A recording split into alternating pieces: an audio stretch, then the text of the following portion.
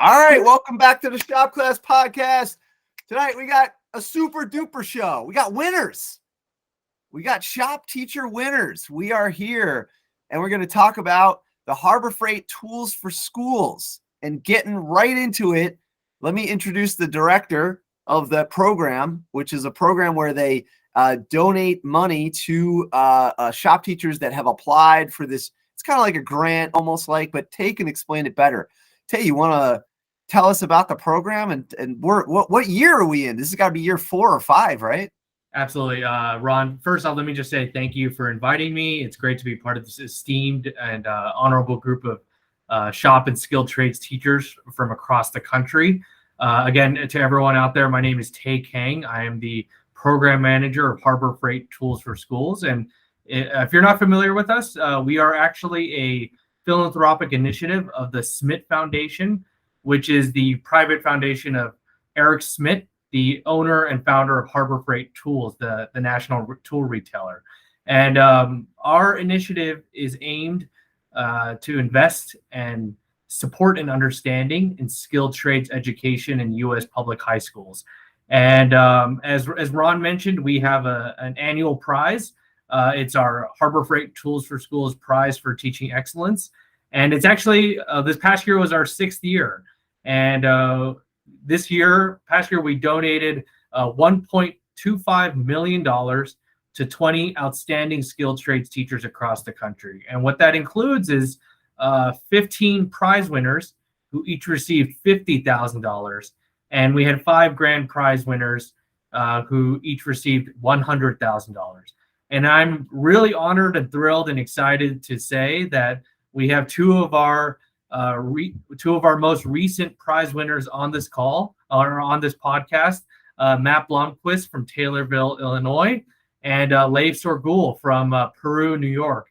And it's also a great joy to have an alum, right? A winner from 2018, Matthew Barbercheck from Republic, Michigan as well. So this is just great to be amongst this group and to celebrate these 2 most recent winners. Just really big congratulations to them. Nice. Definitely. Yeah, it's super cool.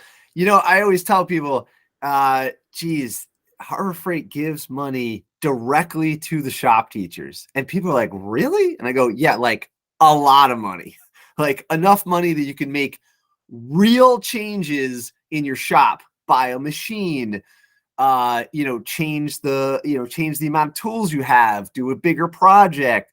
And it doesn't have to be Harber Freight tools. It's literally like money that goes to the shop. And then part of the money goes to the actual teacher, which is actually really cool because as we know, and just before this podcast got on, we buy supplies all the time. I just bought 100 Sharpies.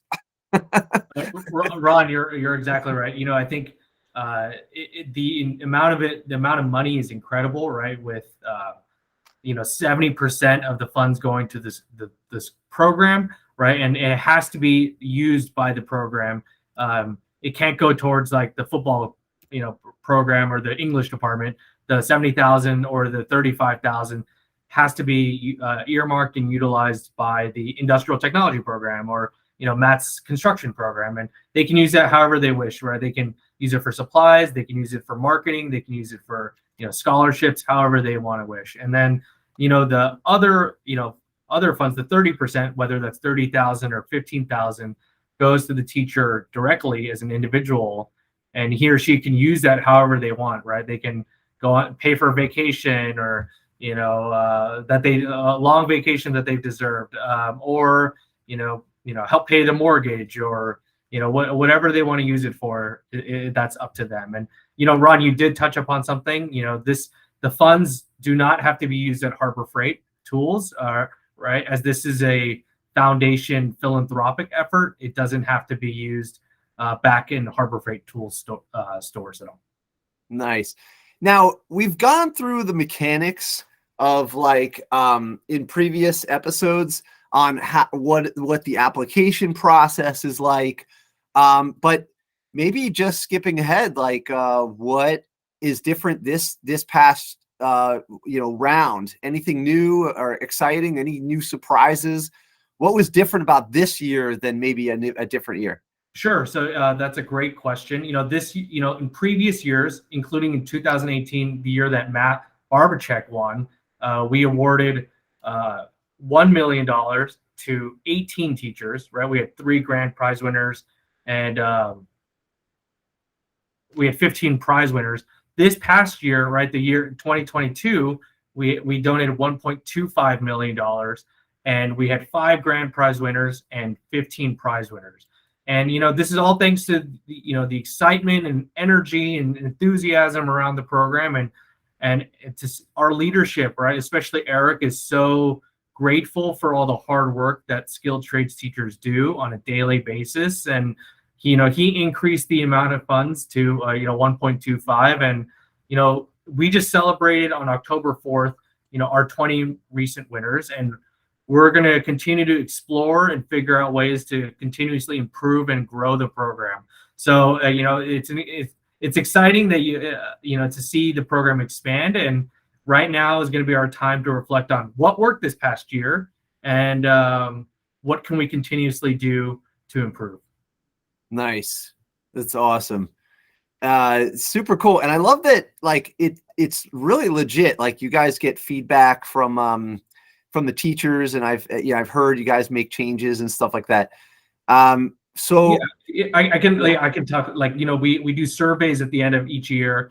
One thing that was brought up by applicants was like, teachers are so busy, and it's like we ask teachers to apply during the spring, right? And we know that's gonna be a busy time with like finals and graduation and all that stuff. So we've done our best to streamline the application, right? Where, like, in previous years, we asked teachers to watch like two video learning modules and read 2 articles, right? Or 1 video and 1 article. This year, we've just done simply 1 video, right? Just to kind of really simplify the process, and we that was something that teachers have called for and asked for, and we were really happy to oblige. And again, we're in the back end of things. We're always trying to improve the experience for teachers as well, because we know how busy and stressed and tired teachers could be. Nice. Yeah, it's true. I'm swamped with paperwork, and then I also got to maintain the machines, and then I also got the shop teachers. It's unbelievable, All right, well, cool.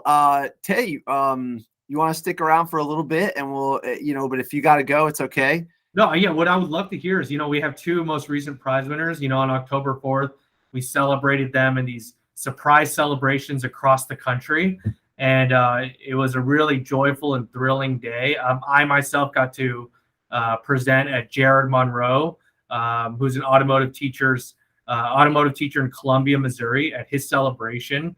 And it was a really joyful day. But I would love to hear, Matt, Blomquist and Leif, about your celebrations and about your experience as a whole with this year's prize. Wait, before we get to that real quick, okay. Tae, do you have video of the surprises? I do, but they're in some of the links that in the link you have below. So if you scroll a bit, you can see some of the articles and some of the links, videos down here. Yeah, exactly. Oh, this is awesome. Let's just take surprises. So these are just like some of the ones that our communications team have curated, but all right, there's a bunch across as well. Let's just take a look at this for just a second. Okay, hold on. I can't even imagine this happening to me if I did something like this. Let me make sure that this is on the correct like sharing tab. I can't even imagine. All right, hold on a second. I'm gonna mute myself.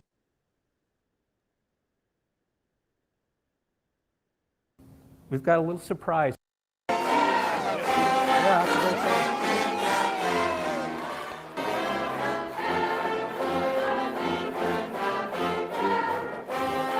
The sound is good. We've got a little surprise for you. Sounds like it, I guess. we want to present you with a check. Sean, we have a check. Yeah, I do. I do.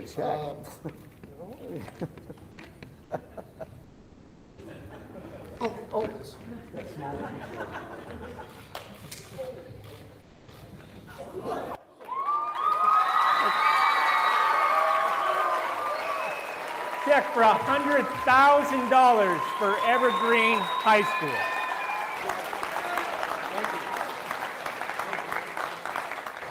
Mr. Culver, you're going to join a network of 108 teachers from 35 different states who've been awarded a prize for teaching excellence. So on behalf of Harber Freight Tools for Schools, I want to say we honor you, we respect you, and we admire the work that you're doing, excuse me, for the students here at Evergreen High School in your 40-year career.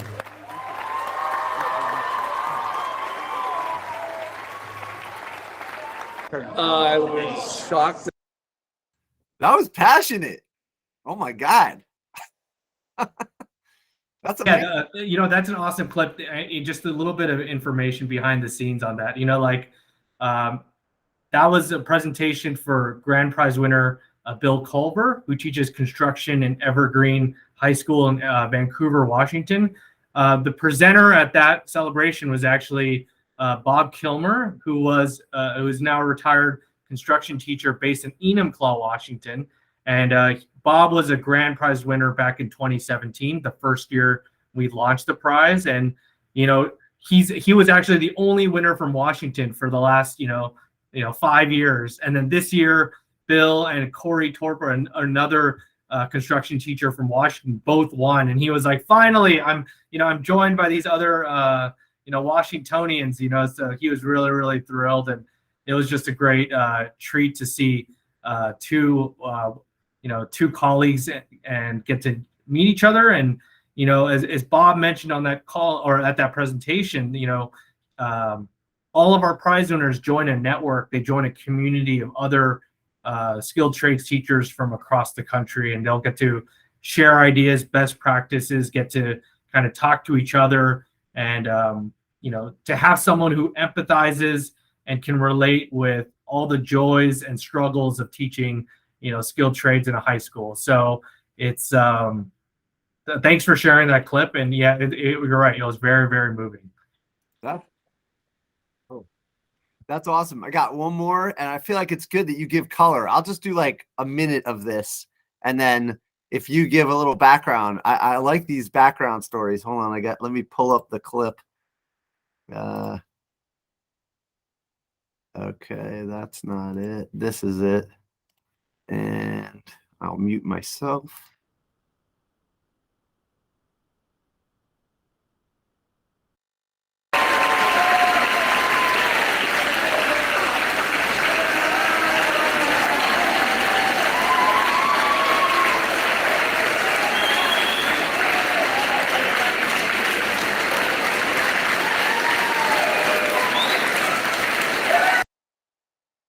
I can't take it. He looks stunned. Yeah, that's so funny you mentioned that. That's Corey Torpa, the other Washington winner. I guess something was in the air or the water of Washington, for this year to have two grand prize winners. But it was just Aaron, my colleague there, who's presenting him the award, mentioned that he was just stunned, that he looked like he was about to fall over, right? And that it was like so overwhelming. This was like a auditorium or a gymnasium for this matter, to have this celebration. And I think what's great about working with the schools is that we ask them to do a presentation that best fits the culture of each classroom and school, right? And so in these two cases, it was a gymnasium and an auditorium presentation. I know in Leif's presentation, it was also an auditorium, and the school mascot got to help present the award as well. And the photos of that are really, really great. But Matt Blomquist was, on a construction, a home build site, and that's like one of the first, if not the first times, if not the first time we've done a celebration kind of off site, rather than in the school building proper. So it was just really cool to have a celebration on a place that Matt and his students are building something that will change the lives of a family very, very soon. This is awesome. Yeah, this is cool. And you can find all these clips right on the front page of this. You know, you go here and then you just click on prize winners, and then you just scroll down and all this stuff is here. Exactly. I love that. And they got TV stories and everything. So you guys make it real easy. Everything's like right in one spot. Oh, you're not seeing that. Sorry. Let me stop presenting and pull up the other thing, the tab. Pretty cool.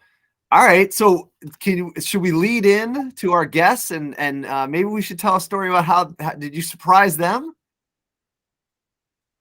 Yeah, we as I mentioned, we celebrated both Leif and Matt both on October 4th. These were two amazing celebrations. You know, as I just mentioned, Matt's was at his home build site, right? And Leif's was also an auditorium presentation with the school mascot as well. And yeah, the photos of both were really, really heartwarming and moving. But, you know, I would love to hear, you know, about your respective celebrations. Leif, why don't you start with you and talk about your auditorium celebration? Oh, I got Matt pulled up. Hold on. Oh, wait, I know that's a mixture. Hold on. All right, go ahead, Leif. You just tell us and I'll find it. Yeah, so obviously mine was a surprise. I had applied in the past, so I knew like if I was gonna get it, it was gonna be like beginning October, mid-October, sometime around there.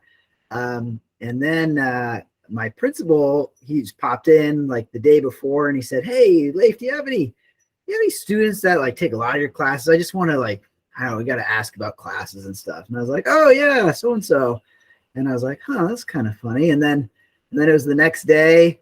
All the kids came in and said, "Oh, Mr. Sorgule, we got an assembly third period," and no one knew what it was about. And I was like, "Oh, well, I must have missed that email or something that I didn't have an assembly." And I checked my email and I was like, there's no emails to me about an assembly. So I was like, what's going to be coming? And then it was, you know, I think you could stereotype some of us. I was shell shocked myself. It was, you know, the whole school in the auditorium, balloons and our Nighthawk mascot.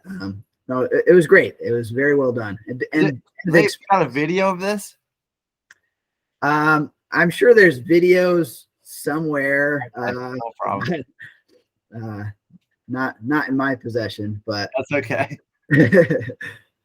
But you deserve it, man. And it's unbelievable. You're an unbelievable resource. We did a profile on you a couple weeks back, and you're like an amazing resource for shop teachers. You've got your website, your Instagram, and so it's pretty incredible, you know, thing that you do over there. You're kind of like the shop teacher, you know, it's great. Very cool. Thanks. Yeah. I started sharing a bunch of stuff when COVID hit. I thought I was going to share to keep students engaged, and it turns out I get more engagement with other tech teachers from all across the country. So, and that's fun too, because it's you know, it goes both ways. I learn a lot from the connections I made with, you know, people I say I'm friends with, but you know, we've never met face to face. So that's a cool aspect of it. Yeah, that's awesome, man. So, and then Blomquist, did you get surprised with it? Yeah. Mine went down obviously different. Like Tae said, we did mine on the job site, which is about the only place you could have done it without me catching on. And like Leif said, October, every day you dress a little nicer maybe, or you know, make sure your shorts or jeans aren't ripped, your shirt's looking, you know, the shop teacher, sometimes we can be our clothes don't have to be as nice as some of the other teachers, right? So, you know, especially for me on the job site, I can be a t-shirt and jean guy all the way, and work boots and all that stuff. So, you know, the funny thing was for me, I had chipped my tooth, my front tooth the day before. I was like, and I called and I said, "Oh, well, I can get it fixed the day after." I was like, "Well, that's good. So that way, if Harber Freight happens to come, I'll have this fixed." And of course, my wife had known about it already, and she's like, "Oh no," but you can't tell. It was a small chip. So that was my wife's concern, and she even brought a change of clothes for me just in case I wasn't dressed clean enough or something. But no, it was pretty cool. Like I said, mine went down a little bit different.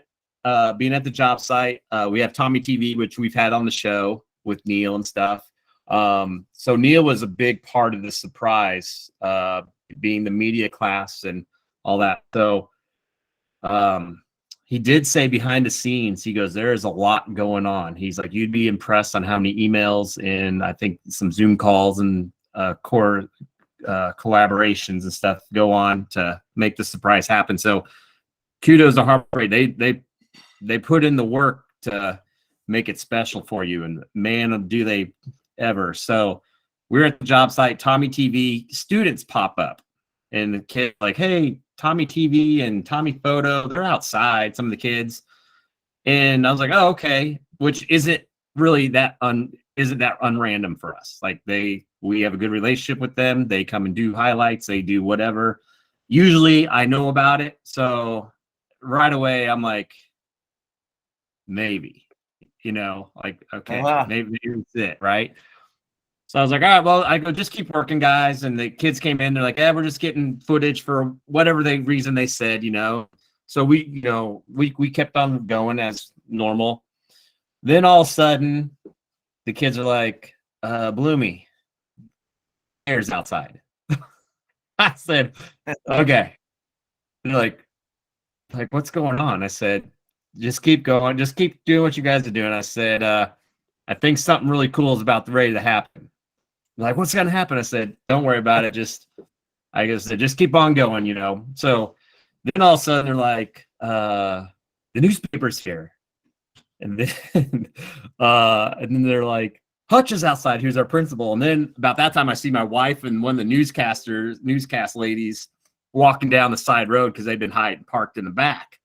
And my wife had told me she didn't have to go to work the day before she got census, right? For being a nurse. So I didn't think nothing much about it for her not going in because that happens, every so often anyway. So no worries there. And then I saw them walking. And then I looked out and I saw my brother's truck parked out front, who's also a teacher at the high school. And then I saw my parents out through the window. And so obviously by now I know what's going on. And so now the kids are going inside, outside.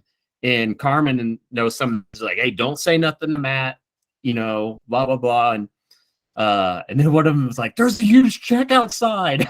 But they couldn't see the big check, right? And I said, all right, guys. So I said, you know what? Hey, if you gotta go outside, you guys keep doing whatever. Hutch came in and he's like, hey, to the students, like, I need you guys to come outside, and shook my hand because at this point he knew I knew what was going on, right? Like I said, in October, if you've applied for this before, in October, this is when it's coming. You don't know what day, so you're on edge every day of October, right? Every morning you wake up and you're just on edge. And so at this point, though, now that I know this is real, like then all of a sudden the like excitement, nervous is kind of, you start feeling it through your body, right? You're like, you get nervous, you're like, I can feel it right now through me, that little charge you get and the adrenaline's going and stuff. You're like, oh my gosh, you're going to have to say stuff, which, as teachers is usually a problem, but now you don't know what check that's going to be. Is it going to be 100? Is it going to be 50? So all this stuff is just all of a sudden going through your head in a matter of minutes. You go from thinking, oh, something cool is going to happen to, oh my God, this is happening now, when it becomes real at all. So I walk out. Finally, Hutch comes out. Mr. Hutchinson, he's like, hey, we need you to come out in the garage. And there's the big yellow tool chest. I don't know how many cameras were sitting there staring right at you. My parents are there. My wife's there. My brother's there. Mr. Hutchinson. The kids are all there, so they start cheering the whole thing. And yeah, it's pretty intense. It's cool. It's even for me who had a few minutes to know what was going on, it's still, it gets you. So it was cool. Like, kudos to Harber Freight, kudos to my wife for helping plan this with the school. Like, my parent, like, so everyone's like, yeah, we knew for like 3 weeks or something. I was like, crazy. So Yeah.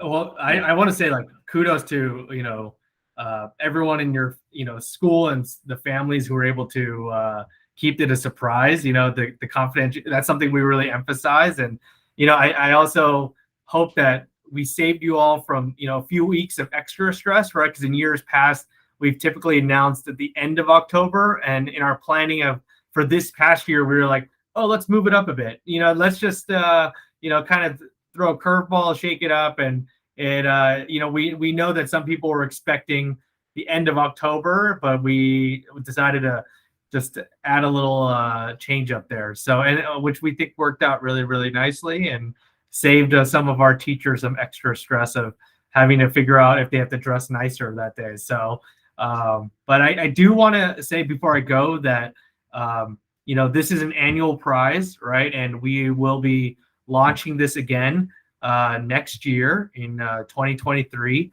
and it will be sometime in March, right? So please keep a lookout for it. If you know a U.S. public high school skilled trades teacher, or if you are a U.S. public high school skilled trades teacher, please apply for this prize. And we definitely encourage you to do so, and to continue to follow in the footsteps, and also, join this community of these excellent, outstanding teachers who've won this prize before. But other than that, Ron, I just want to say thanks for having me today, and Matt and Matthew and Leif, looking forward to collaborating with you and seeing all the great things you do in the future. Oh, Thanks, that's Tae. awesome, man. Yeah. Thanks, Tae. Hey, you're Thank you. amazing. Thanks for doing this. And I'm so glad you guys did it on the job site. I feel like that is a chance to really emphasize the trades. Wow. Absolutely. That's Like what we're here for. an honorary, like an award on the job site. Bring all that attention over there. And that's really good. And bringing these awards to shop teachers. Yes. And we still are walking around listening to people say, oh yeah, I remember shop class, love it. But they got rid of it the year after I left, So we're still fighting that. Yeah, we're putting in the work, and we'll continue to do so, and looking forward to many more conversations like this. So Awesome. Thank you guys. Hey, thank you so much. Okay. Cool. That was good. That was a good intro, man. I got excited. I didn't get to see this footage till now. This is pretty cool. Yeah, that's awesome, man. And I put it in the chat, Now let's hear from Barbercheck.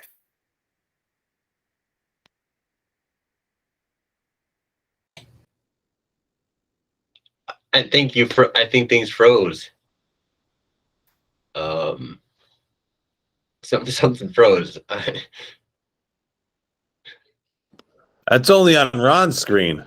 Nick's always like, yeah, Ron's going when it froze. I say, so Nick, we never know. Yeah. Oh, everyone else is good. Just Ron's frozen. all right, let's hear from Barbercheck. We'll wait for Ron. Yeah. All right. I am present and accounted for and alive. Here I am. Dude, I'm so pumped. I'm pumped. I haven't really met or crossed paths with. Is it Leif or Leif, or how do you pronounce your name? Leif. Leif. Leif. It's a hard one. We went through this a couple weeks ago too. Oh, okay. All right. Yeah. Barbercheck. Actually, Leif was on the podcast, and your name was brought up because of Capable Maker, your website that you're on. Nice. Because he has a lot of Yeah. he has his own website, and he posts a lot of the stuff, resources online, safety resources, tool resources, stuff like a lot of great resources. But your name was brought up. Maybe you guys could connect via Instagram or something like that, so he can add some of his content onto your website. Yeah, absolutely. I actually, it's funny you bring that up, dude, because when Ron had you pulled up and I seen the link or whatever, I actually hopped right over to your website. I was actually just cruising through it, and I didn't like go super deep. I don't want to get super distracted, but enough to know to verify. Yeah, it looks like you got some great stuff out there, and I'd be happy to go through Capable Maker. Kind of its idea, like it's kind of a working prototype right now, in development, proof of concept, but hopefully a way for shop teachers to efficiently house content and find content like cater to the students' needs and their classroom needs and desires. But that's a whole other thing. So we can, like, because of Harber Freight though, we could like collaborate a lot on that. Like they're the reason Capable Maker exists.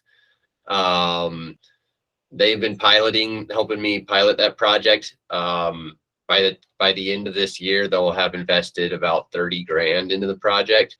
And it's just, that's the type of network that you and Matt are going to be connected into. Is like, if you have an idea and you can pitch it and you think it's a viable idea, and they'll help you vet it out, then they like, that's, I mean, it's like, you think like you got the prize now, but it's like, this is just like, you just got into the amusement park. Like, it's like, once you're in, like, the connections you make and the fact that they support your ideas and the brainstorming you'll be able to do, and like just the fact they like give you the respect to know, like, we're gonna announce a little early, you know, to cause a little less stress, you know, just like that forward thinking and anticipating teachers' needs.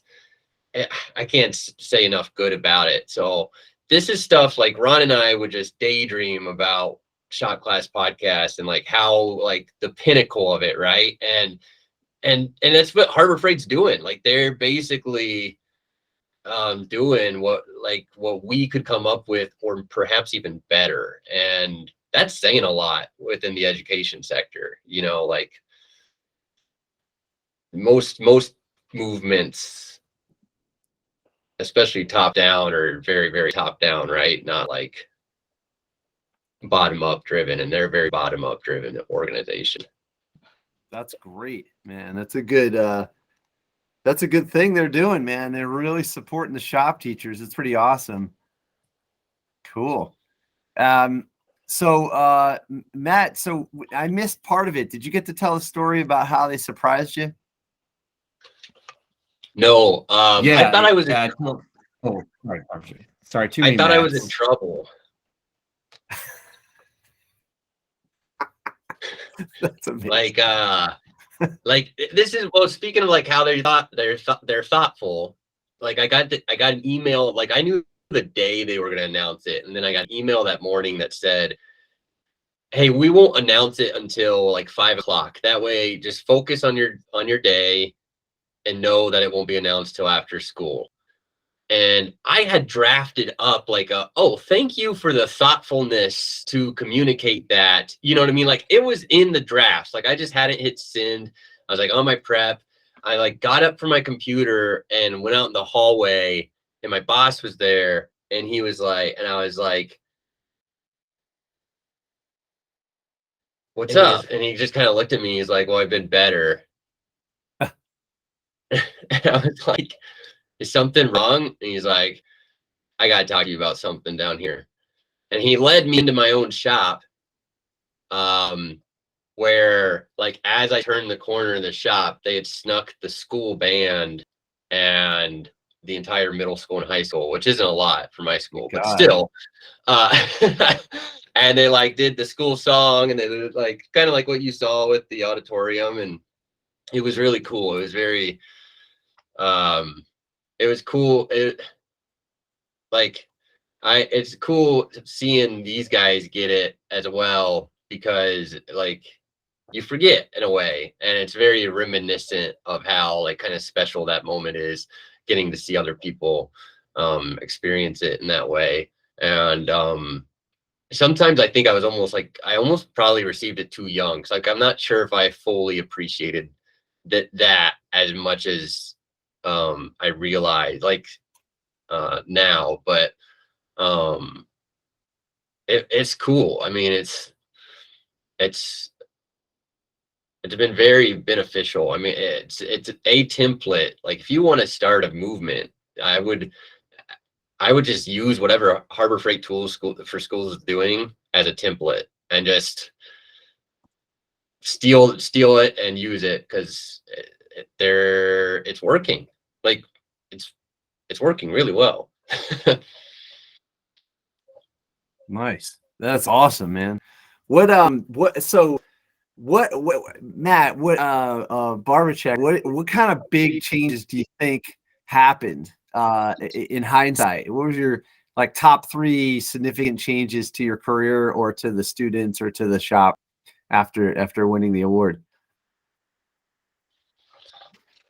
Oh man. Well, I would say one was just like it provided a sense of validation that like you can't I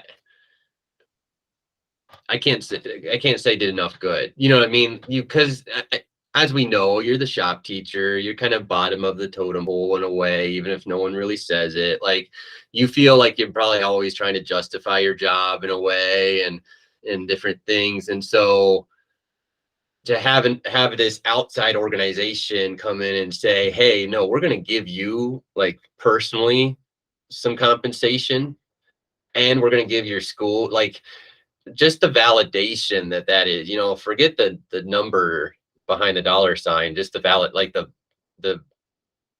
kind of the pat on the back that says, no, this is good, this is appreciated, led to so many kind of like boosts in confidence and motivation and morale around some of the different things I'm doing. So that's you guys for the top 3, but I would probably just say that alone is the value of 3 awesome attributes.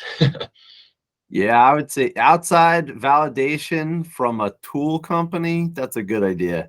Absolutely. And it brings attention, I understand. And it's almost vital for the survival of your shop,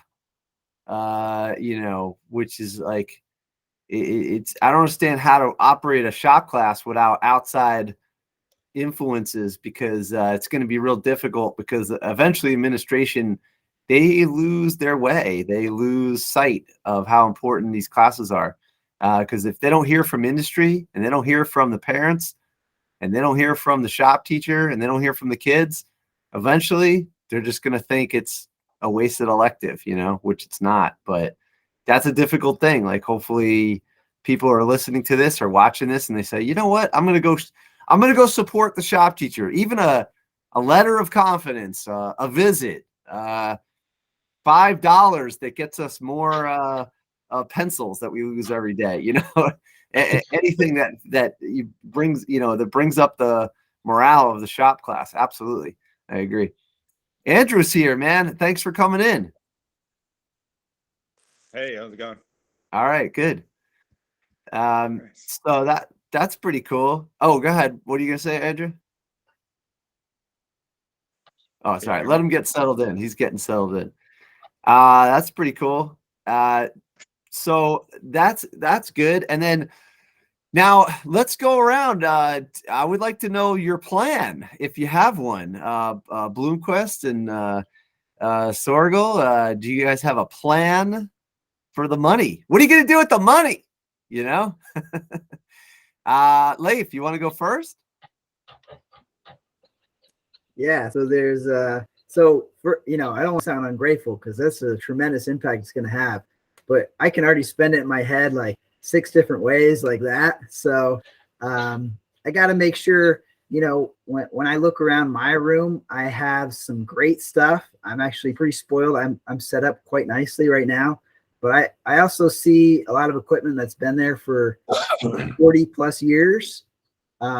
So, in my mind, I want to make sure that, whatever I invest, if it's like replacing something, upgrading something, adding something new, I want that to have as long of an impact as like, our metal lathe is still going strong. And that is a decade older than I am. So, I want to make sure it has a nice lifespan. I don't want to put it onto, like maybe a digital piece of electronics that's going to be outdated in a couple of years. So I'm thinking the one issue I run into in some of the equipment I have is I have one of things. So I have one metal lathe.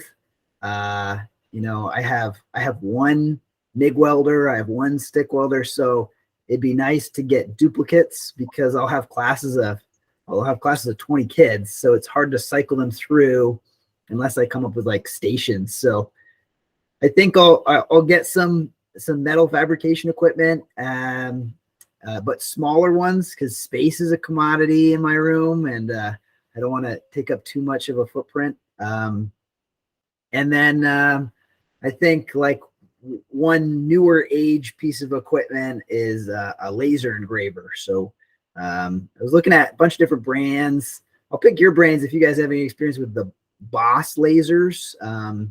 They look like they're a good price point and a nice high enough wattage where you can still cut some material too. But yeah, but it's rolling through my head. Like I could spend it a lot of different ways. I'd love to just get a whole new lineup of cordless power tools too, but then I'm like, oh, does that eat it up too much? So we'll let Matt answer, then I'll steal his responses. I'll tell you what, it's a tough one to come up with. You definitely want, I agree. You gotta get some longevity stuff that'll be there even when you're gone. Yeah. But then you do kind of need the trinkets, like the cordless drill that is going to be gone in a few years anyway. So I agree. This is a tough one to do. But there are so many, sorry, Duke, but there's so many shop teachers that you could bounce the idea off. So let's say you're saying, hey, I want this laser, I want this plasma cutter. I think Andrew's got all the plasma cutters they ever sold, and you got, if you were curious, you have a ton of experience, but man, do you have a network right here and on Instagram as well. So any idea you got, bounce it first. Oh man. Yeah. What do you got? Sorry, go ahead, Duke. We talked about this a couple years ago about what would we get our wish list. Yeah. I said mine would be the Spot Mini by Boston Dynamics. Oh yeah. Leif's building his own. He doesn't have to waste money, his Harber Freight money. He's building his own. Yeah. Did you check it out? It's pretty sweet. Yeah. What's the deal with that? Like, let's see. I got it right here.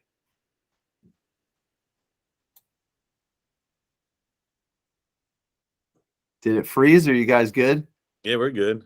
Okay. You see this thing? What is that, like an aftermarket? Wait, did you make that, or I don't get it? What's Yeah, I made. So I do a team project in my robotics class every year, and the last 3 years we did a Mars rover, which I helped design with another guy. I met online. You can find like weird niche groups of like, oh, I'm really into Mars rovers, and we designed a version of it. But then I got bored because we have 3 Mars rovers now built in the tech room. So we were a lot of the kids were talking last year about the Boston Dynamics Spot robotic dogs, and I said, oh, these are really neat. So there are other communities just like Mars rover where people are trying to build their own iteration or version for cheap. So like, under $300. Oh, that's last year's Mars rover. Wow, that's cool. So the as a team project, we do like team project Fridays, and all the kids have a different mini team all building towards a larger team project. So last year they built that Mars rover. Now the robotics club has possession of it. But then this year we're building a mini version of the Boston Dynamics robotic dog. And I'm building one. So that design is drawn out in CAD, and you can analyze a lot in CAD. I'm pretty confident it was going to work, but I wanted to make my own too before I just invest all the kids' time. So the kids have started making theirs, but I'm making mine a lot faster than them, so I can troubleshoot what are the issues. So that video clip you saw a second ago with the legs moving, that was my version, and the kids are just now starting to take my CAD drawing and piece it out, put stuff on the printer, set up the 3D printer. They learned about cutting threads and doing like heat inserts into 3D printed plastic. Oh yeah. So they have a couple parts on their version, but that one I'm just proving out that the mechanics of it will work. But I was by myself in my garage a couple nights ago when I did that, or maybe that was last night. I was like, put my arms up and I was like, whoa, this is awesome. So yeah, it'll be cool. In maybe another week and a half, we'll get 4 legs on and it'll be walking around. This is a tough question, what to buy, It's like I'm thinking about, would I get the Boston Dynamic dog or would I do the handmade, a DIY dog? That's a good one. Matt, what do you think, man? What are you gonna do? Oh man, he's gonna buy a truck. I can tell already. No, well, we already with Sashka, we already raised money to do that. The van, the bread truck, remember?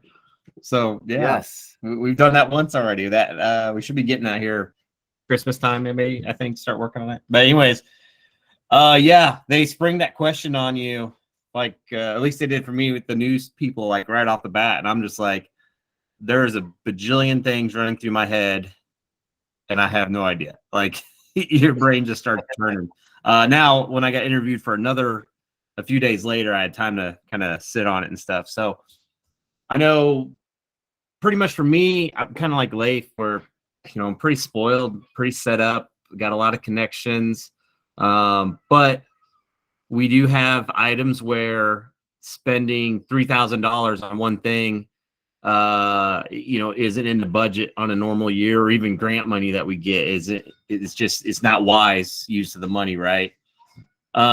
So my items are going to be things like that. So one of the things we'll be getting, well, first we're going to vinyl wrap our tool trailer. So we'll take about $1,500 out and do, which is just straight marketing, hold on a second. My son is screaming. That's okay. Go for it. I'll give you some time. Yeah. Hey, give me like 2 minutes here. I'll be right back. Nah, no problem. No problem. Yeah, pretty cool. I'm like, man, if I had this question, I don't know. It's like, wow, dude, we were getting a CNC machine. That was what I wanted. I want to learn that. If I could get another teacher, that would be really good. I don't really need more equipment right now. I need another teacher, or I don't know, I guess like a lift, but we don't have the ceiling space. So it's like, it depends. If I got like $1 million, build a whole other shop. Yeah. Andrew, did you win one of these awards? I did. And can you hear me? Yeah. Okay. Yeah, no, I won last year, and I was gonna say I still haven't spent half of it. No kidding. I don't know what to spend it on. Because it's a balancing act. Like, you guys are trying to figure out what's the best use of where to put it. So I bought a Wazer water jet. I bought the Bantam tools, the little desktop CNC. Last year I had a few kids that were into more CNC machining and stuff, but I didn't have any machines for them to work on. They took welding because that's the closest thing that we offer. And they don't have any sort of stuff at their home school. I'm at a BOCES. So yeah, I mean, I'm thinking about maybe a press break, but again, I don't have to spend all of it. I have until the rest of the year this year, technically, but I'm supposed to spend it within 2 years. There's a timeline. You're supposed to, but I think as long as you're, using it wisely. But if you don't have stuff that you need, you're not gonna, you know, they're not gonna get angry if you don't spend it all. Yeah. Like they'd rather you use it wisely than to just spend it, go on a spending spree just because you can. What do you think of that? Oh, go ahead. I was gonna say, but I think I'm gonna wait. I'm applying for another one, not Harber Freight, different. But yeah. What do you think of that laser water jet you bought? Did you use it yet? Yeah, so I had Wazer come out. We ran a summer camp. They're gonna do a video. Their PR people are working on it and stuff. We did a 1-week summer camp where we did more of like a engineering type of CNC stuff because we don't like we have a regular welding camp, and some of the other instructors ended up running that. I ran it where we were doing plasma cutting, water jet, and the Bantam tools, the CNC milling. So we had Bantam come because they're right over in Peekskill, New York, and then Wazer came over because they're in Yonkers, so over in Westchester County. So they came over for a day and helped us out and got it running and showed us how to kind of cut. I kind of knew this, but I was also kind of surprised. We were just cutting out little pieces for like a dinosaur head out of like acrylic, and we were like it comes with a like when you order the kit, it comes with a ton of garnet to use as your consumable essentially to cut the water, and it really flies through that stuff when you're cranking out parts on that thing. It flies through that stuff, and on a big machine that's to be expected, but I guess you don't really realize how much you need to cut through material. Like, I mean, it was kind of eye-opening for me because we were having to clean out the machine every few hours. It's more of like a prototyping thing though. Like the benefit of that is like if you need to make a part and you don't have a big machine or a plasma cutter, or you need something that holds a tighter tolerance, then the water jet can accomplish that for you without needing to get a laser or get parts outsourced. So it's really good if you come up with more of like an engineering class, could probably better utilize that because they're not going to be doing production runs. They're going to be using it more for like one-off jobs where we need to make this part or we need to make 10 of these parts. I was trying to crank out like 40 pieces of these little dinosaur heads over and over out of all different colors. And I was just like, you know, a lot of cleaning. I mean, because it's not a big machine. So once you throw a certain amount of garnet into it, it gets full and, you know, but it worked good. What about a paint booth? Would you ever get a paint booth? I have an auto collision shop on campus, so I just walk across campus. But yeah, I was thinking about. I still have like half of it left. I was thinking about maybe a press brake, like a CNC press brake. Oh yeah, that's cool. But the problem is like I could get an imported one, which comes in my budget. Even some of the imported ones that are rebranded, they're out of my budget. But it's just a struggle. Like, do I get one or do I? Because like if I get one that's like if I get like a one from Europe or one from America, it's like twice as much and out of my budget immediately. Yeah. And you don't want to get an undersized machine either. Because like, I mean, I'm a welding and fabrication shop, essentially, this is how I teach. Like we fabricate things. So if we buy this machine for 25 grand and we can't bend certain parts, why did we spend the 25 grand on it? You know, I'm naive question. Can you get a laser that cuts metal? No. Too expensive. Yeah. Okay. So I mean I could, but it's cutting like 20 gauge and like there's no point in me getting it. Again, because I'm going to be spending 20 grand on it, and it's going to cut stuff that we don't really. I mean, it would be great. We spend 20 grand, and our yearly ornament fundraiser, we use our laser, and we come out with all these cool things. I mean, like, yeah. But we'd have to do so many fundraisers even to kind of justify having it. We got a plate marker, like an engraver for our CNC plasma, but we're waiting on a head update, an upgrade for our head. So we can't put that on until the other part comes in. but that was like $3,000. But that'll allow us to engrave stuff and kind of do intricate stuff like that, which is nice. That will make, I think that would be helpful. It's so interesting to hear all this.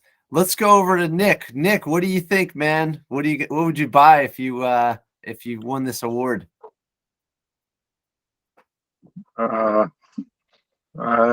You didn't have an answer ready? no. Sharpie. Yeah, Sharpie. No.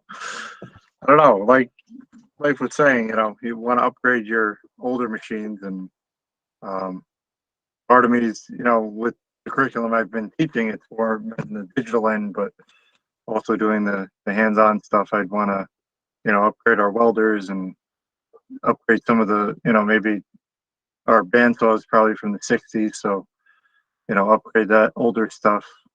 We upgraded the table saw probably 15 years ago now. So that's a saw stop. And so we're upgrading our planer. So that's where it's like, I'm finally gaining traction again that, our program is becoming important, that they're throwing money at us, that it's a good thing. But right this second, I couldn't tell you what I would spend my 50 on, or my 70, my 100, since New York State won't allow me to keep any of it.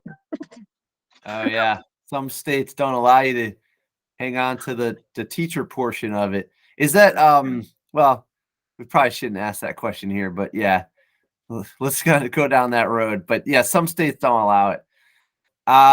Okay, this is pretty cool.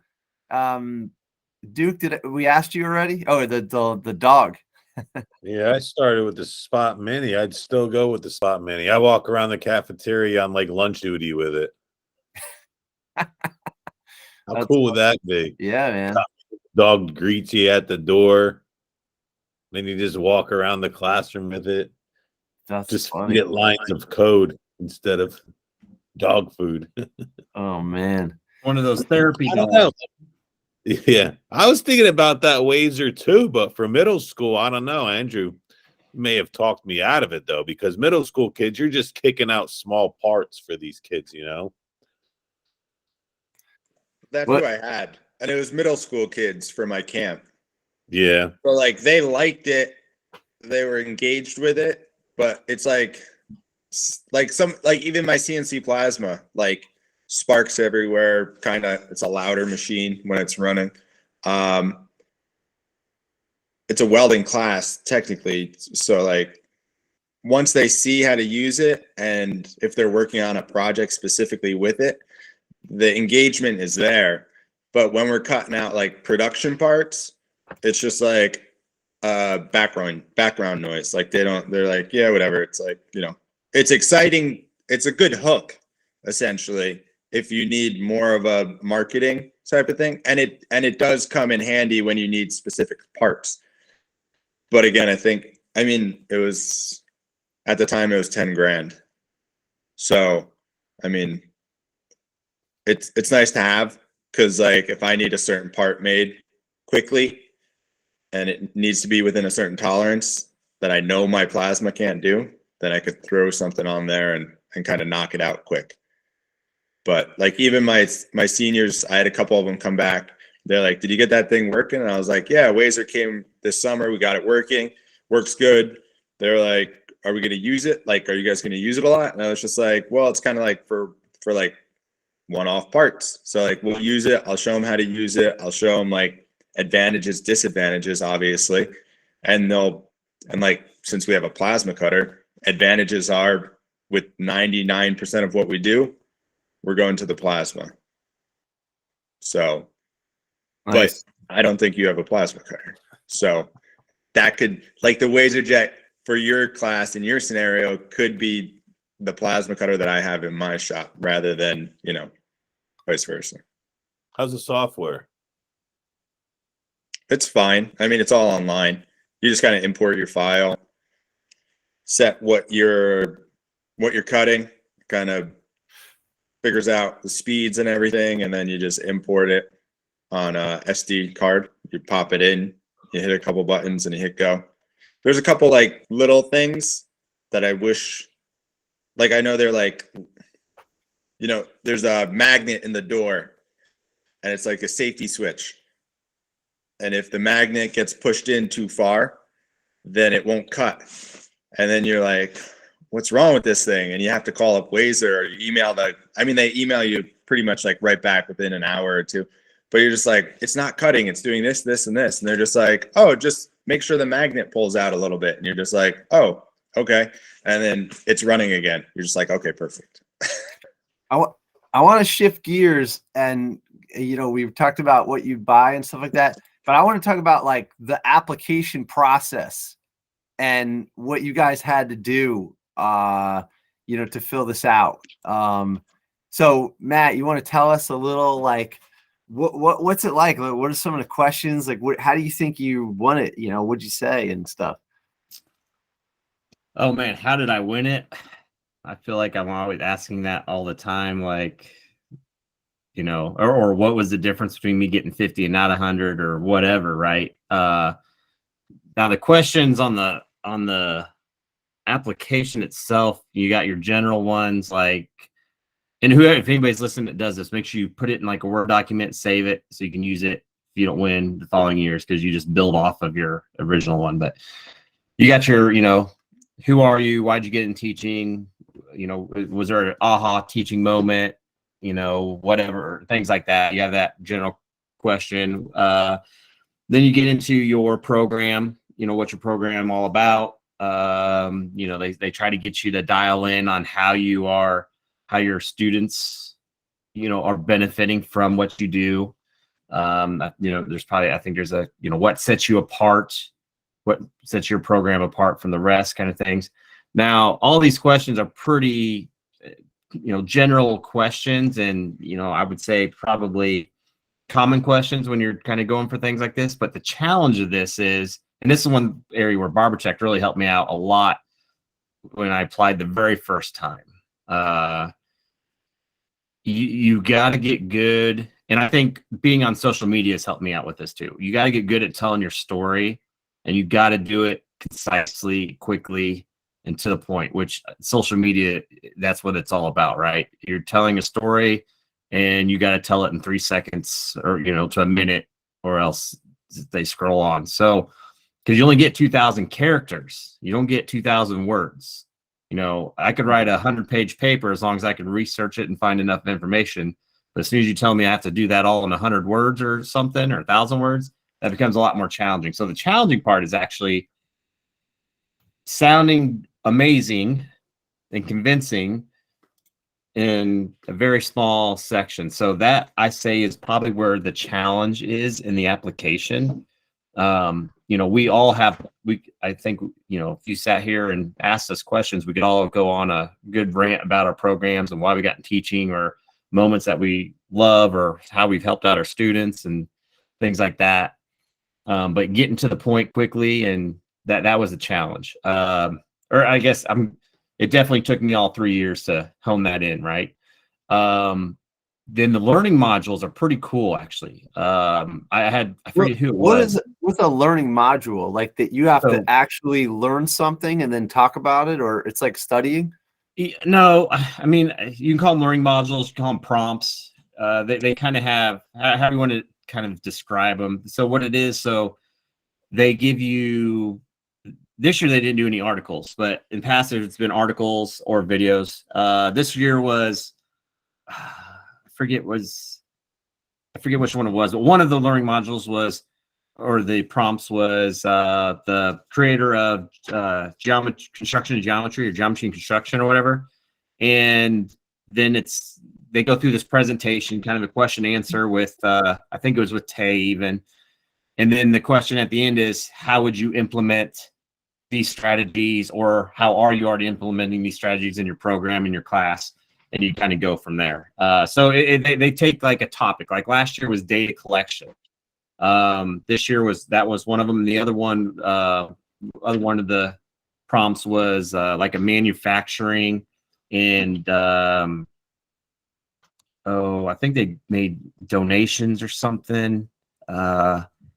So one of the California schools, I don't know, I forget now because I've been through these a few times, but they take a topic and then they ask you to explain how you either are or will apply this to your program.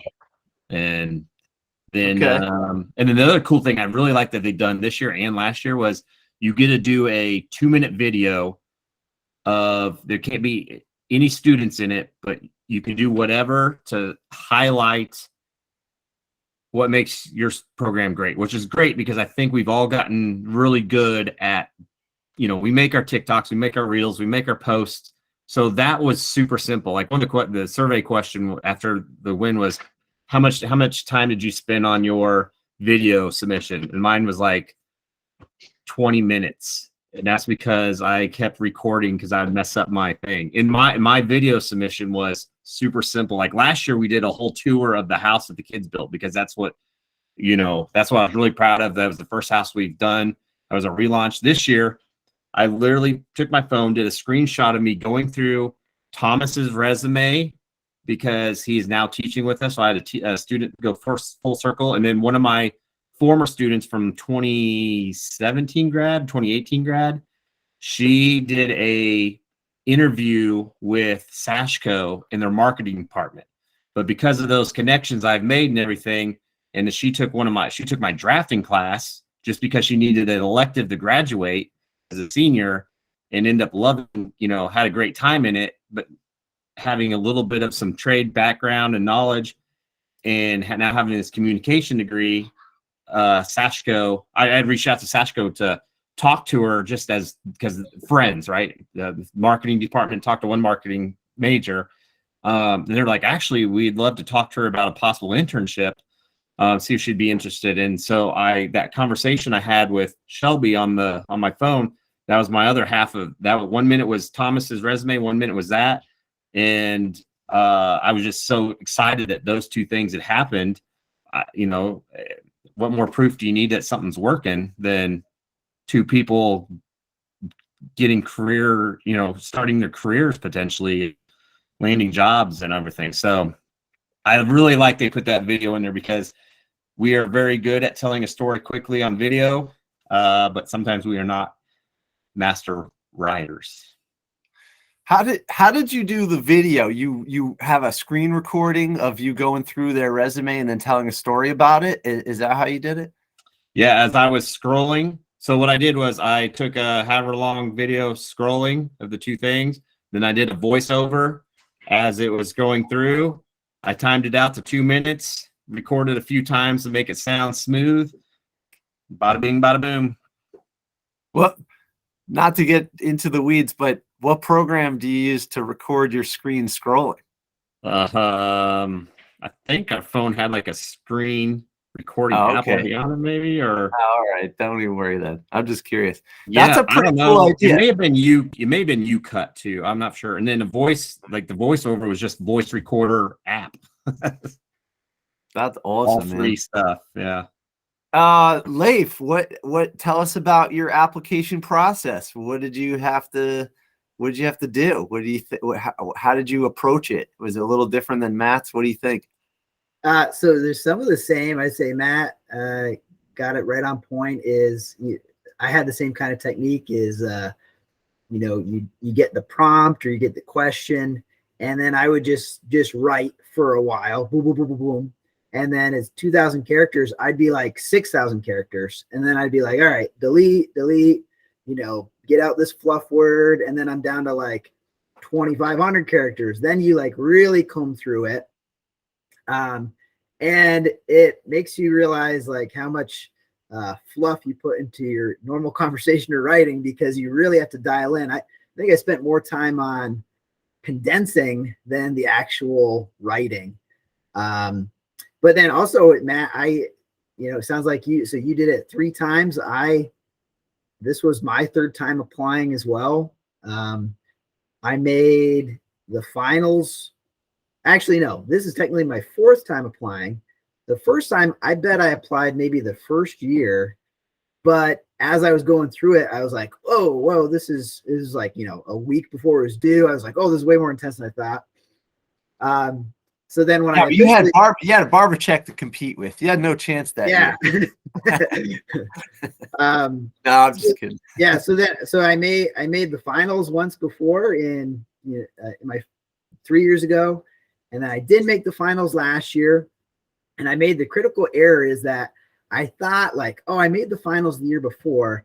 I gotta now. Everyone read this. I gotta rewrite everything from scratch. Like I can't repeat myself. But no, this you presented who you are and what the program is. So just build off of that. So then this year I took what I had written the last 2 years, and I was like, I'm gonna reuse the good chunks of it and then add to it. And then I made finals again. But then, like Matt said too, I'm very thankful that they included the video portion, because when you get a prompt, and Matt also nailed it, is like, it's hard to describe what those questions they ask you at the end are. Is it like a professional development? Is it a prompt? I think it's like a very good way, or if you're into the application, makes you really reflect on your program and reflect on what others are doing and see how you could improve. So if you really take it seriously, it was probably some of the best PD I had in a while. That's so funny. I don't mean to interrupt you, but I feel like this is exactly what Barbercheck said years ago about this. Oh yeah. Barbercheck has said this, and it's when I was going through it, I thought the same thing. Like, man, well, I think it was Roy Costello or whatever. He was the one he should apply just for professional development alone. All right, I think I'll do it this year. I've never even tried. But I will say though, like if you like, it is some work for sure. But if you're like, oh, you know what? I'm gonna try hard. Even if you don't win, after like you get over yourself a week later, then you're like, you know what? I am gonna apply again the next year because it was really good. And maybe I'm just overly competitive too, but I was like, all right, I think I can win next year. I think I can win next year. So it was good. But the video this year was awesome. In the finals, you have more prompts and then you have to reflect, but then you're kind of like pigeonholed into, you need to respond in this kind of category about your program. Whereas the video, you can, in a 2-minute video clip, I can show everything that my program has to offer very quickly. So I was thankful for that, because it's hard to condense it down to just a nice, eloquently spelled out set of 2,000 characters. So that was good. What, how did you approach the video? I don't know if they publish this stuff, but can you give us like a kind of a insight into what you did? Yeah. So I'm mad at Matt because I spent way longer on my video clip. I was like overly, because I wanted to, my program's different than like Matt's construction. Matt doesn't have time. This guy's like Globetrotter, man. He's like the Harlem Wizards. He's just kind of doing stuff, Yeah, man. Yeah, so I like my program has so many different areas because I just it's all elective classes, and it's 6 different electives throughout the day, and they're all in different technical areas. So I tried to, I did like a shop tour. I just used my phone, but I was walking through my room, just saying like the different areas. And then, cause I post kids projects all the time, on Instagram or Twitter. So I just went back then and I took little snips of like, if we went by the welding fabrication table, it was like, then I took another 1-second clip of a kid's project that happened there or something. And then I just focused in, so that was like a minute. And then the second minute I focused in on like one area that was an example of like a culminating activity in my manufacturing class. So like, what would the experience be for the kids in my manufacturing class? Showcase the project. And I still had from the end of the year previous, their like manufacturing line set up. So you couldn't show the kids in the video clip, but it was neat to showcase like what the kids had accomplished and then talk about their, how they could organize themselves in a team and run a business and producing this product at the end. So that was mine. Yeah. That's pretty cool, man. I like this insight. I know Barbercheck in the past has given like the overview, but like sometimes I need specifics to encourage me. So I think that this is very encouraging for anyone on the fence. Well, now you know exactly what has to be done. So it's like nobody has an excuse anymore, you know? Well, and the good thing of it is, Ron, like once you, Yeah. like I said, I did the same thing like that. Like that first year I ever applied, I heard about it because Barbercheck had won or whatever. I got out there and it was like due next week. I was like, nope, not enough time to do that. But once you, like I said, put it in a Word document, Google Doc, whatever, these questions, they bring them right back up. There, I think 2 or 3 of them switched around or they changed a few, extra questions inside the question. But all you're doing off that is building off of it. And like I said, you're taking you're taking what's already good there and you're adding to it, or you're changing, you're changing some dates on it or something, or now you have some new stats, or you have a student that did something awesome that you can tell, a new story you can throw in there and refine it. So the first year you're going to put in the work. Not that you don't every year, and not you can't win it your first year, although it's starting to become more unlikely that you are winning on your first year. It seems like that year seems to be a charm for a lot of people, but nonetheless, that first year you're learning what you have to do. You're putting in the time, foundation. So that first year, maybe you put in a total of, gosh, I don't know, 8 hours. You put in time. Like I literally turned mine in 2 days before it's due. And the only reason I don't turn it in the day before it's due or on the day is so something doesn't glitch on the computer, right? So I literally get mine done or work on it, and then it sits and I ponder and I come back to it, just like writing a research paper, when we were in school, right? Same idea, same writing techniques. And so these last 2 years, now I go from, say, that 8-hour dedication time to maybe 4 or 5 hours total, because you're coming back and refining, and then you can focus. Then mentally you can really start focusing on the new stuff they throw at you, dive into that a little deeper. So they do have some general, like 5 of the questions are very general, same ones every year, maybe with a slight tweak that you can go back, refine those. And each year I was able to leave like 90%, change 10% of it because things got better or something happened. And I'm like, ooh, I can take that out, highlight it. So put in the work that first year. Hey, maybe you get lucky, nail it, and it all works out. And then the next year, it makes doing your application so much easier, so much faster. Yeah. Cool. So Andrew, do you want to give us some insight into how you approached your application? Yeah, first year was definitely a lot of hours, probably 8 or more for me. Then, like everybody else said before, it's just condensing to fit. Luckily, on our staff, we have a grant writer, and I was just like, I'm at like 2,100 words, and anything I take away, it doesn't make sense anymore. And I can't get it down to 2,000 words or 2,000 characters. And she's just like, all right, I'll take a look at it. And it's like 1,999 words or characters. And you're just like, oh, perfect. So luckily I had 1998 turn in on one of mine. Yeah. Luckily I had that. I got it year 2. So like everybody said, after year 1, I was a finalist. And I saved everything, and I had no idea you had to like do it over and over and over again. But I did save everything on the Google document because I was reviewing it and sharing it with the grant writer and stuff like that. So I was trying to figure out like the best way to do everything. And then they put out the list of who won, and like your ego takes a hit, and you're just like, The next year, though, you got emails from past winners saying like, hey, don't give up. Like it takes 2, 3, 4, 5 attempts for some of them.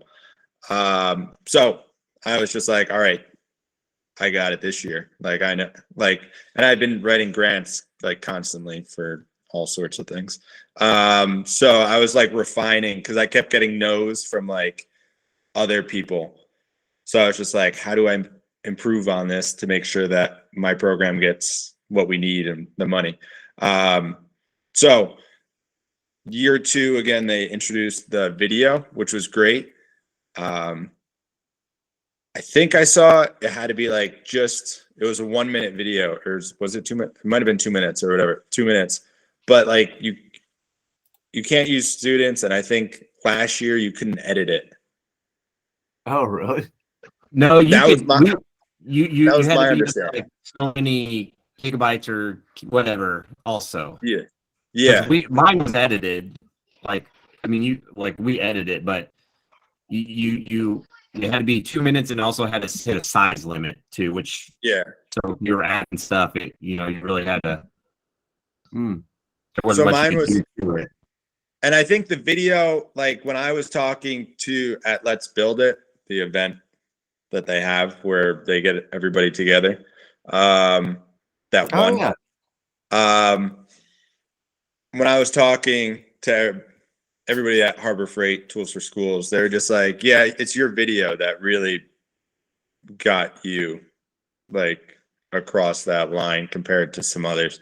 And I know Tae's not here, and I'm technically listed on the website, but I was a judge for round 2, not the final. So I just kind of picked. They give me a certain amount of people, and then if I have any conflicts, I turn them in, and then I get to watch all the videos. And the videos definitely do kind of separate. You can kind of see, like, obviously everybody's invested, but there's certain people that kind of rise to the top where you're just like, all right, like you see like that little glint in their eye where you're just like, no, like they like you score it on a rubric. So you're just like, all right, like I see that, like the drive that I see in myself, I see in somebody else. And I'm like, that's what you're attracted to, as like, that's what you want your other people at other schools and students to have, that type of teacher. And like with Matt and everybody else saying like those first 5 questions, like you could also differentiate yourself in those first questions as well. Because some of them, as you're reading through, you're just like, kind of like, I heard this before. Like it's almost like repetitive. And then there's certain ones where you're just like, oh, like mental note, that one's a little bit different. So you got to like really kind of like, and it's really tough, like, because like even when you're writing it, how do you differentiate? Like, okay, I went to a trade school myself, and now I'm teaching at a trade school. 90% of us, most likely. Like, how do you differentiate yourself from that? I went to I went to an Ivy League school. So it's like that kind of, when that first comes up, I know when I go to apply for a job, that's like why? Like, why are you here? That kind of gets me at least my foot in the door. So like having interesting stories, or like a specific interesting story from why you got into teaching, or whatever it is that drove you into teaching, is important to like have in those like general questions, like kind of differentiate yourself from the traditional, just like, oh, like, you know, this is what I did, and you list your accomplishments and all that stuff, because everybody's listing their accomplishments. And it's tough because a lot of us have very similar accomplishments, so it's hard to differentiate. Interesting. Go ahead. So No, go ahead. Talking about the listing accomplishments, and I remember talking about this when we had Tae on for the application getting ready to start, and that was one of the things where I remember making a comment, like, I remember going through the application, and then at one point you're not really even talking about yourself, you're talking about, like I said, done, or how it's affected the students, or you know, whatever. So you know, Andrew kind of put it on there, you know, to set yourself apart. And when Barbercheck proofread my very first year of applying, some of the notes were, okay, everybody does this, or we all have this. What sets you apart? And you know, that was probably some of the best advice I had was, and just like Andrew just said, being a judge, you're also always trying to find that little hook. So for me, when I kind of fell in love with me being a teacher was when I taught at a prison. Well, not many of us. Is that my connection? I can't tell. It's stuttering for me, but maybe not It for might other be people. mine. But anyways, teaching at the prison in a story I had, teaching at prison is usually where I try to use my hook, because not many of us started teaching at a prison, right? So Andrew's right. Try to find ways to take those general questions that are asked on every application and sneak in those little tidbits that, like when Andrew and Barbercheck and them are judging, that puts that little mental note in your mind. And oh yeah, Mark Willie. I think I wanted to ask Matt Barbercheck if you could change your screen name to the Grant Whisperer, because it seems like your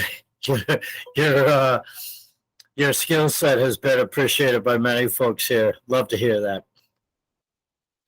Yeah, this is good. Now, Barbercheck, were you a judge this year? I was a judge this year and last year. That's great. I'm so glad that you're still involved with it. Like I really think that, God, they must have a huge community right now. I mean, man, what is this building towards? I feel like there's a huge snowball here. This is great. Yeah, like I said, if you want to, start a movement, just seal what they're, copy what they're doing if you got enough capital, because it's effective. I mean, I'll just start telling.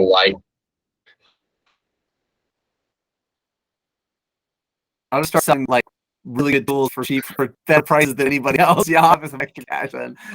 Yeah, I mean, but it's like they're empowering and mobilizing like a large group of shop teachers, and then networking them for maximum, progress. I mean, it's very, very effective, very supportive.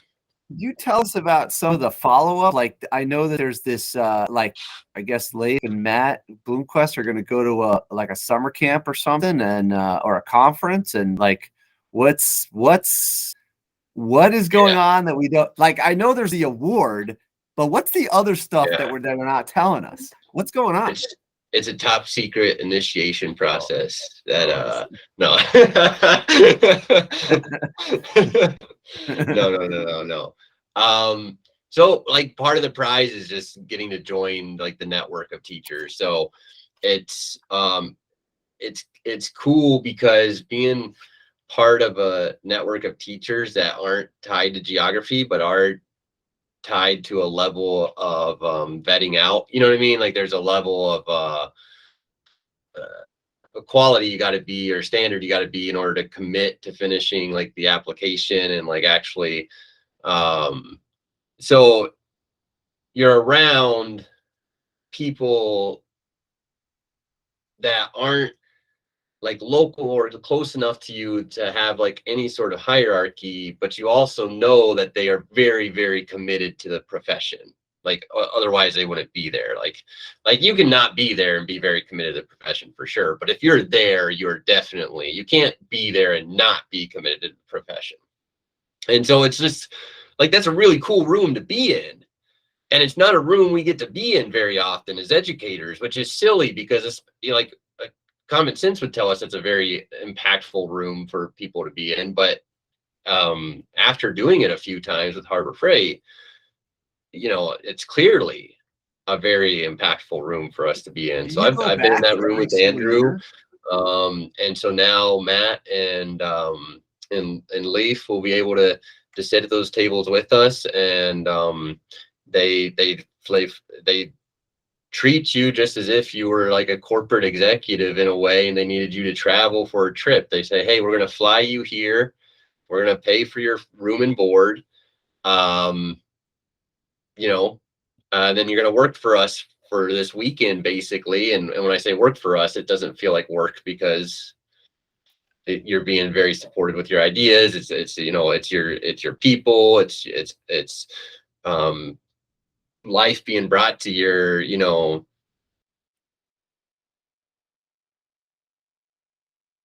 to your people, your idea, everything. I mean, it's really empowering, and it leads to just sometimes like I know people that are involved with the network, and they go to the event and they take things home, and that's about it, and that's their takeaways. Some people, you can go further deeper and say, all right, I Harber Freight, I got this idea for like capable maker. Would you get behind it financially, and help provide, coaching services or mentoring services as I pursue this? And they have an application process for that, should you choose to pursue it. So it's very, choose your own adventure.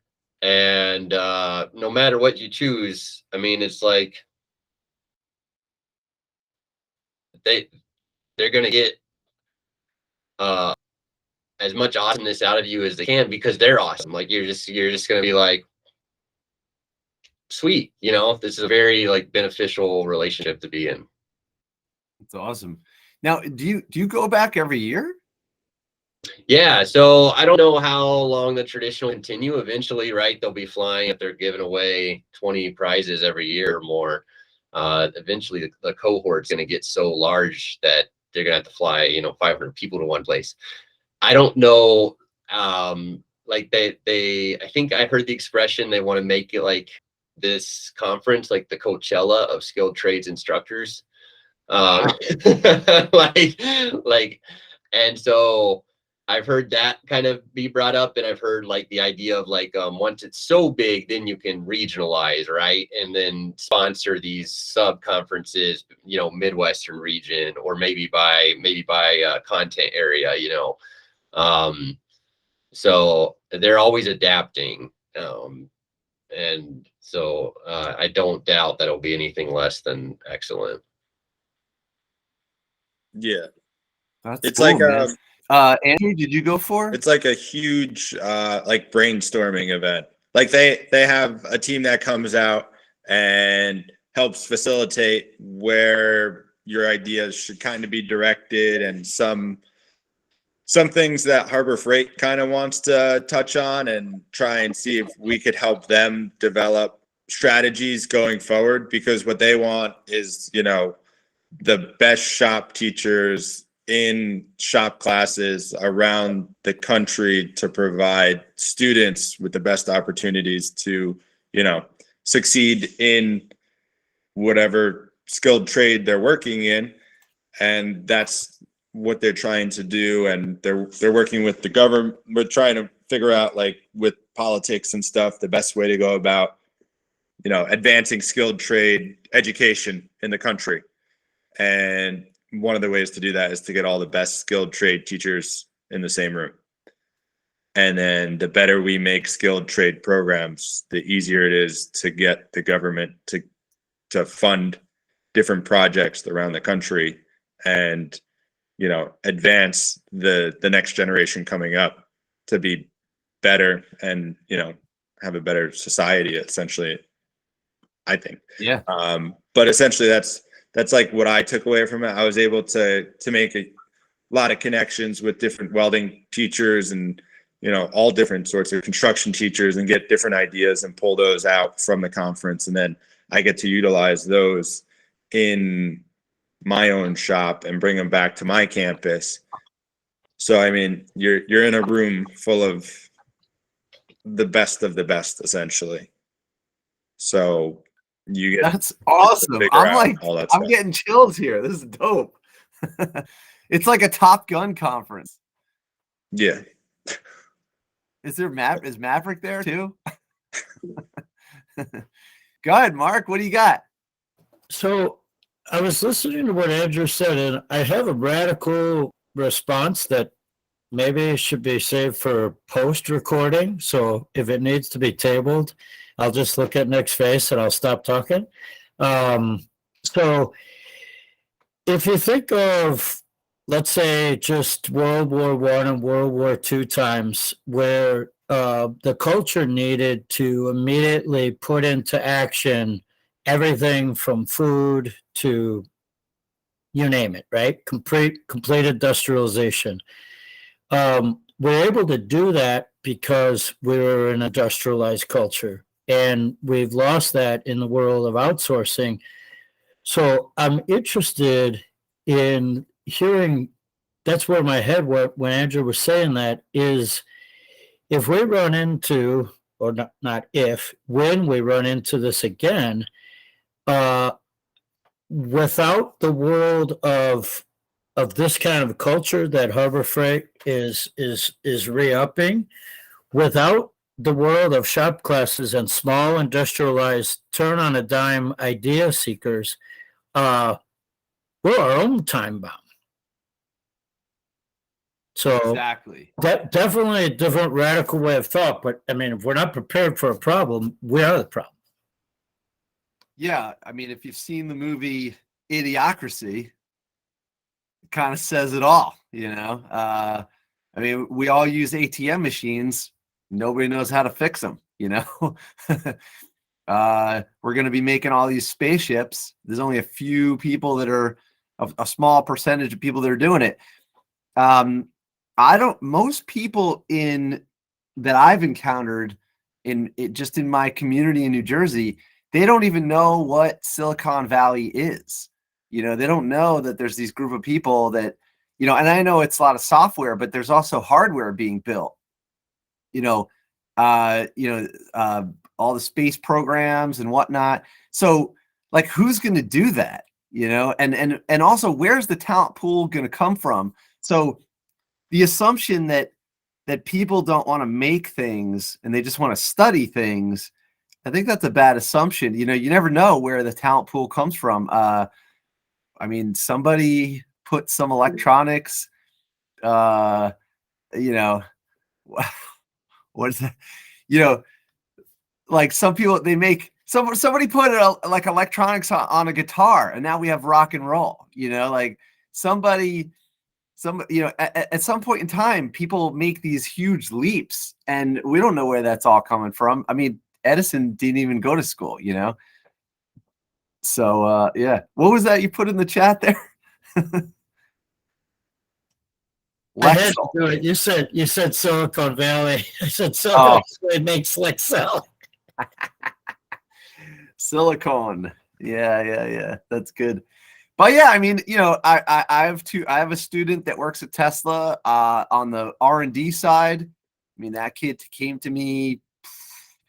I mean, he's just a kid from the neighborhood, and I got him working on some of the electric cars, and now he's traveling the country working on R&D for Tesla, like the new semi that no one's really seen yet, but that thing's going to haul 80,000 pounds down the road, you know? And then I got another kid who works at Proterra, which is an electric bus company. And they also make packs, battery packs that go in other vehicles, like heavy equipment. So your Bobcat's going to be all electric coming up, you know. And who does this? You know, where do these people come from? You know, so it's really the shop teachers play a huge role in these. And then space travel is going to explode in the next 15 years. You're going to see the biggest change. You know, when you look up at the sky, it's no longer, oh, that's cute, or that's like a really nice romantic moon or whatever. But you're going to look up and go, I wonder how many people are on that planet. And then you just Google it. You're like, oh, there's 1,500 humans over on that one. You're like, whoa, that's cool. When did they launch that? Oh, they launched it about 5 years ago. They're out there. You can watch their live feed. You know, like that's going to be a normal thing. You're going to have TV shows from different planets and stuff. And so where are we going to get all these people that know how to do all this stuff? You know, I don't know. Anyway, that's my rant. So I'm excited about all this. This is really cool. So wait, where'd Barbercheck go? Did you lose him? Yeah, we lost him. Anyway, so okay. So you mentioned going other planets, and he checked out. That was it. Yeah. All right. Okay. Pulling it back together here. So now let's see. Okay, so Andrew, you go back every year, or you only been there 1 year? Well, I won last year, so this was my first year. The COVID kind of ruined it for a couple years. What they might, and they will probably what they were trying to do last year was they're trying to get me to go out to Arizona first before the Denver event. So typically what they try and do is do a smaller weekend with just that year's winners. And then what it kind of does is it gets a smaller collective, a tight collective going, starting, is my assumption. And then they bring them into the entire like group, and then they kind of branch off, and then they get their own ideas from everybody else, and then they could bring them back and talk to their winning year. Because like from my point of view, we didn't have that my year. We just had Denver. So like we were going in and just kind of like everybody knows each other, but like it's not terrible or anything like that. Like you just start talking because you don't realize that you follow some of these people on Instagram and understand you're like, oh, you won. Like I went to a welding conference with one of the guys and I was like, I didn't even know you won this thing. He's like, yeah, I won it a few years back, no big deal. And I was just like, so like how many people are there? Quite a few. I think like 60 or 50 or something like that. Yeah. So like Harber Freight has their team, and then there's all the teachers that are able to come. Obviously not everybody's able to make it with scheduling and stuff because they have it in the summer. But yeah, I mean, it was my first year and it was awesome. Like being able to talk to all the other teachers because they're like-minded people, and like just like this podcast, like you hear an idea and you're just like, oh, I'm gonna take that and go do that. Oh yeah, we've been helping each other. This has been awesome. Like I mean, if I forget to say it, I like 100% appreciate this podcast, people coming in and we exchange ideas. Like you guys are awesome. Like this is so cool that we get to do this, man, how many ideas have I taken and been inspired by you guys? It's awesome. What a cool thing. So, okay. Now so Leif and Matt, you're looking forward to going out there this summer. Did they tell you any details yet? No, I don't think they would have. Not yet. Okay. Yeah. They just say looking forward to collaborating with you, and which I had, from Barbercheck talking about it, and Andrew posted and stuff about when he on his. So I knew they do this. Yeah. But yeah, I haven't heard anything where or when or what. So when we went, like Scott and Bob, some of the main contacts, and Tae, they said like, the money's just like the first part of winning this grant. Like the main idea is really the conferences and the network and the like them opening a door to more possibilities to further grow and develop your programs, which is really like what they're focused on. The money gets you to come, and that's what you see at first, and then you realize there's like a whole new world essentially, like working with them. And like that's kind of like I don't know if I'm exaggerating, but like that's kind of like their mindset is just like, the money is just the first step. Like really networking with other people at the same level that you're working at is like main prize. Really getting to develop and further your program to be maybe not bigger, but better than you could have ever imagined. Wow, that is cool, man. Yeah, I think Barbercheck said that this is the carrot they dangle in front of you so they can get you in there in a good way. It's not like a trick. Like no, that's awesome. Yeah. Barbercheck is talking about that. Andrew, did you have a lot of stuff that happens like throughout the year after you won, or is it like the first event was like that in-person event over the summer? The first one was the in-person. So like I was talking to them through emails and stuff, and then the first event was, they were trying to get it to go. I think it was during spring break, like during like New York's typical spring break. I think they were trying to get it to go during that, and I think I would have had to actually take like a day. I think my work said they'd give me like a traveling day or like a work day, a business day, like where you professional development essentially, because I would have had to leave on a Friday or leave on a Thursday night, and I would have missed school on Friday. But they're like, yeah, we'll give you a professional development day. You're not technically missing school, but yeah, so I would have had to do that, but they were all for it. But they reached out, obviously, a couple months before, probably around February, I think. And then obviously that fell through because there was another strain or something that popped up. And then some of us and some of the people at Harber Freight were just like, let's not risk bringing everybody out to Arizona and have everybody bring COVID home to their home schools. So where did they go in Colorado?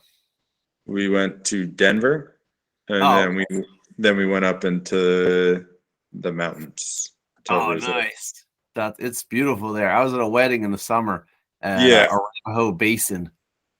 And I hear this was more of a, we did a lot of like grinding out like professional development type of activities where like you're working and brainstorming and coming up with ideas. But because of COVID, they know the people that won in the past and even the teachers that won this year haven't had an opportunity to kind of like relax. So we had a couple more events than usual. I know when they first started it, it was just like, all right, let's grind through and figure out like the best way to improve like everybody's classes and do stuff like that, where it was like, sitting in a conference room with each other, working on different ideas and brainstorming for a bit longer. I think they like the idea of like bringing more activities, like teamwork activities, where you get to actually meet and interact in a more casual way rather than, work on this objective and see what you guys come up at a table. But what I liked was that obviously, like Matt said, there's certain people like Matt who come up with even these bigger ideas where Harber Freight helps fund them. And then you break off into different groups where you kind of like are getting pulled to. You're just like, all right, I like that person's idea. So that person has already gone through with Harber Freight and shown you what else is capable of, where Harber Freight's willing to fund all these other projects. If you have the idea and you apply, then they'll fund different projects that you have and ideas where, okay, I like that guy's camp. I'm going to run a camp. I could get Harber Freight to help fund and then develop the camp to be something even bigger and better than like a typical high school summer camp where it's a week and you're just like, all right, go weld your names on a piece of plate and, cut stuff out of the plasma. You could go more in depth and come up with ideas that really get kids more than just engaged, I guess, like where they're just like, all right, I could see this as possibly being something that I want to pursue. Not just that was a fun camp. Obviously, just a fun camp is always great, but things that could further develop, skilled trades going into the future. And like I said, they're working. They have a team working, and trying to work with Washington to help further skilled trades in general. And they show us like different numbers and ways to kind of promote our own programs and try and figure out, ways to work with our local community and figure out ways to promote and do all that stuff as well. So yeah. Is there I don't know if you could let us know or what, but is there a program that they asked you to work on? Are you working on something with them? Not right now. No. Okay. I'm going nuts with my newest edition. I have a 7-week-old. Oh, fair enough. Okay. But like I've talked to one of the other teachers, actually, one of the welding teachers that I was talking to a lot out there. When you do a lot of grant writing, which I do, because if you don't do it, no one will. And the problem is if you don't do it, the school next to you might have somebody that will, and then there's money that you don't have. Granted, like a lot of us we have decent shops, or they're comfortable shops where like you don't need to go crazy with it, but at the same time, if it's there and it's free, why not? I applied for 3 grants last year and I won 3 grants, and I didn't realize the amount of legwork that was necessary after you win a grant. Now Harber Freight doesn't have that legwork, that you don't have to worry about Harber Freight. Oh, really? That's great to know. But with like the American Welding Society and the other one, Stanley Black and Decker has one. There was more like you have to communicate and like do surveys, and with grants, there's a whole different world because they want to make sure that their money's being spent correctly. This is more of a prize. You want a prize. It's technically a grant, but it's a prize in your name to the school that you get to use for your program or how you see fit. But with those grants, your mind's kind of distracted slightly from your curriculum. So I kind of was just like, I was talking to one of the teachers. He's just like, yeah, it was crazy. Like I won, and I feel like I was the worst teacher ever that year. Cause like your mind's in like 8 million different places, and you're supposed to be teaching, and like, luckily, I mean, they say you guys are like some of the best teachers in the country. So like your students still feel, and they know where your heart's at, and you know, they might not notice it or feel that you're not being the best teacher that you can be or could have been that year, but you feel like, all right, like this year I need to make sure that I focus more on the students, and even if I'm applying for a grant, I can't get wrapped up and be like, oh, I got to get this in, or I'm forgetting this paper. Like if paperwork's late, just email them and say it's going to be late, because you know I have to focus on my students. Like I'll get it to you when I can. And some of them are just like, yeah, sure, whatever. And other ones are just like, could you have somebody help you like get that stuff in on time? So but some schools have grant writers, some of them don't. Ours does, but I'm the main contact when I usually apply, so I usually get all the we're shop teachers, we do everything. Yeah, which is a struggle because you're trying to do so much, and like I'm stopping the leaks from the faucet. Then I'm also teaching the kids, and everything. It's everything. Yep. Yeah. Well, this is pretty good. Yeah, we should probably wrap it up from here. Does anybody want to add anything, or what do you guys think? Yeah. I mean, I probably have a million more questions for Leif about the CNC mill, but we'll get into that. And I just think it's amazing. I'm so glad you guys are doing this. I can't wait to hear about Leif and Matt going out to this summer to some sort of conference. That'll be cool. And Andrew, man, I got to visit your shop. You're close by. What the hell? I know, you're right there. Like literally, like I went to well, I mean, not that we went to Queens the other day for a welding trade show. Oh, cool. So we were like we went down to Fort Lee to cross the George Washington. Oh yeah, I'm right there, man. And you're like right there. Yeah. Yeah. So but I'll probably do an open house. We're working on some things that I think might end up being pretty cool. We're doing like lean manufacturing.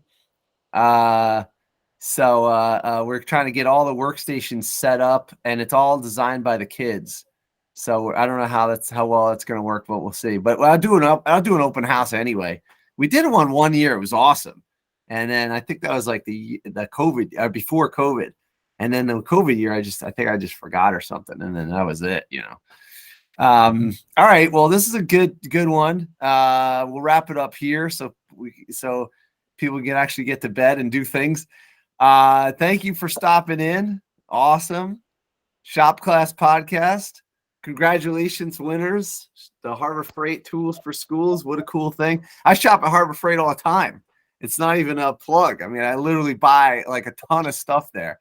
I have all the titanium welders now because when I teach my side business, I bought every single one they got, like as far as the models go. And they work pretty good. So, all right, that's it. Talk to you guys soon. Okay. Shop Class out.